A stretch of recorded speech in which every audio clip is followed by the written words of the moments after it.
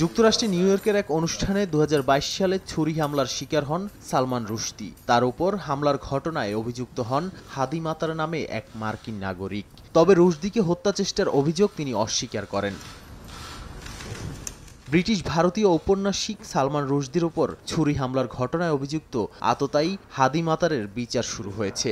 স্থানীয় সময় সোমবার যুক্তরাষ্ট্রের নিউ ইয়র্কের চতাকুয়া কাউন্টির আদালত কক্ষে হাজির করা হয় অভিযুক্তকে।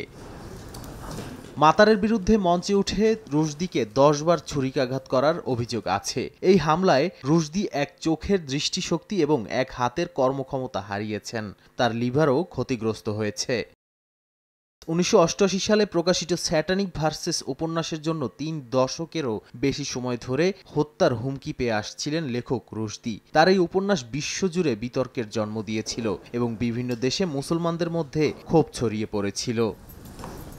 নাদিম মারজান, সময় সংবাদ।